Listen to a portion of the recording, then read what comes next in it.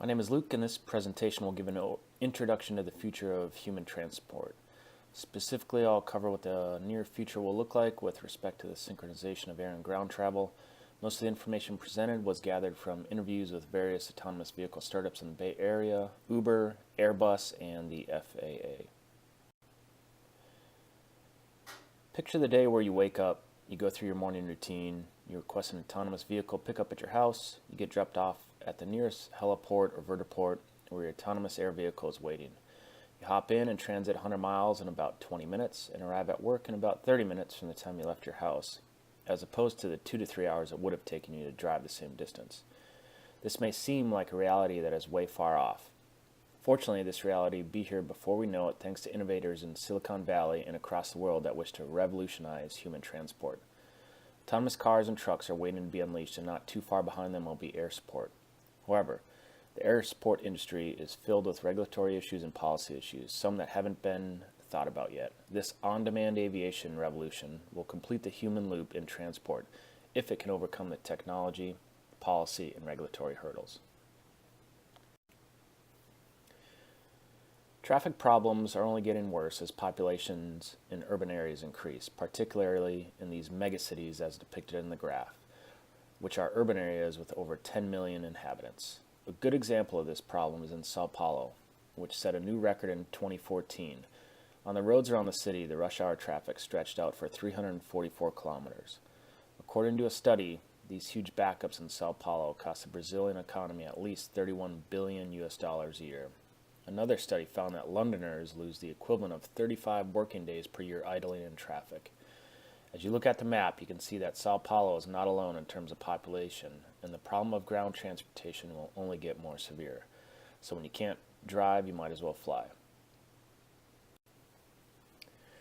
Before getting too deep, it would be good to know what an autonomous air vehicle is.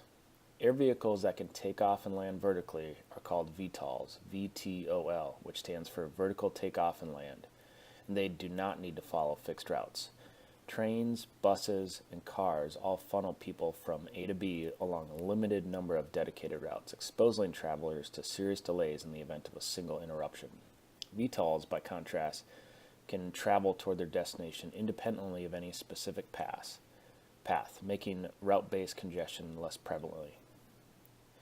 Recently, technology advances have made it practical to build this new class of VTOL aircraft. Over a dozen companies with multiple different design approaches are working to make VTOLs a reality. The closest equivalent in technology in use today is the helicopter, but helicopters are too noisy, inefficient, polluting, and expensive for mass-scale use. VTOL aircraft will make use of electronic propulsion so they have zero operational emissions and will likely be quiet enough to operate in cities without disturbing the neighbors. At flying altitude, noise from advanced electric vehicles will barely be audible. Even during takeoff and landing, the noise will be comparable to existing background noise. These VTOL designs will also be markedly safer than today's helicopters because VTOLs will not need to be dependent on any single part to stay airborne and will ultimately use autonomy technology to significantly reduce operator error. Before VTOLs can operate in any country, they will need to comply with regulations from aviation authorities, namely the U.S. Federal Aviation Administration and European Aviation Safety Agency, who regulate 50 and 30% of the world's aviation activity, respectively. The FAA recently issued an update to the Title 14 Code of Federal Regulations, Part 23, that overhauls the airworthiness standards for general aviation airplanes weighing less than 19,000 pounds with 19 or fewer seats. This is important because VTOLs fall under this regulation. With the change, innovators will be able to more rapidly produce aircraft without overly prescriptive design requirements. As briefly mentioned earlier, before an aircraft is produced for commercial sale or use, it is given a special airworthiness certificate in the experimental category for research and development. This is a short part of the development process for piloted aircraft and involves negotiating operating limitations which allow flight testing away from congested areas. According to the timeline depicted on the graph, some agencies expect the testing and development to be complete around 2020 and the first flight operations to begin by 2025.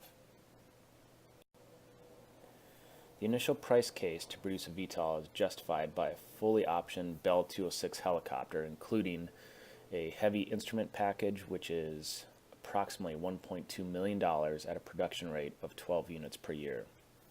It is likely that to achieve the $600,000 a year near-term price, an annual production of about 500 units per year would be required, and to achieve the $200,000 price, an annual production volume of around 5,000 units per year would be required. Achieving such high production volumes would be transformative for the vertical lift industry, even across all of aerospace. What this means is that if Uber or another transportation network company or original equipment manufacturer can find a way to make on-demand aviation affordable, with fares dropping to about $20 per ride, well, the sky's the limit. The National Safety Council compiled an odds of dying table for 2016, which further illustrates the relative risks of flying and driving safety. It calculated the odds of dying in a motor vehicle accident to be 1 in 113 for a lifetime. For air and space transport, including air taxis and private flights, the odds were 1 in 9,737 for a lifetime. If air vehicles are to be produced and operated on a much larger scale, the accident rates may increase as well. Just as vehicle accidents increase as more vehicles operate on the road, air vehicle accidents will increase as more vehicles are in the air. Aviation accidents typically get more media attention due to the severity of crashes, and it may only take a few accidents to turn people away from flying in an autonomous air vehicle. Considering the significant potential for on-demand urban VTOL operations, the latent demand for fast travel will likely necessitate a significantly higher frequency and airspace density of vehicles operating over metropolitan areas simultaneously. To meet this demand, the operational complexity of managing airspace will increase exponentially beyond today's operational activities.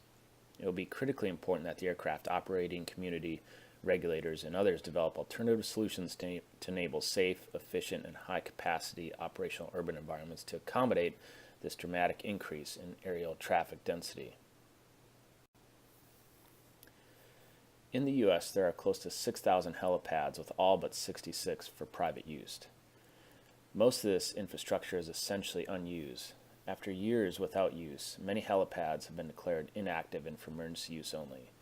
These existing helipads, as well as new helipads, will have to be created in order to support future on-demand air travel.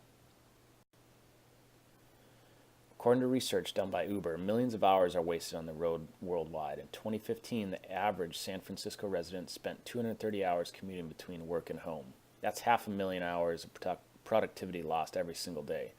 In Los Angeles and Sydney, residents spend 7 whole working weeks each year commuting, 2 of which are wasted unproductively, stuck in gridlock.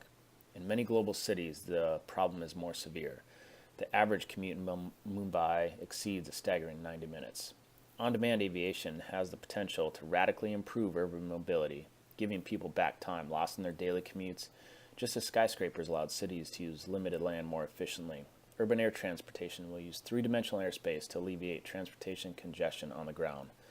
A network of small, electric aircraft that take off and land vertically will enable rapid, reliable transportation between suburbs and cities and ultimately within cities. This concludes the presentation. We covered infrastructure, technology, policy, regulation, and cost. My contact information is at the bottom if anyone wishes to further discuss this.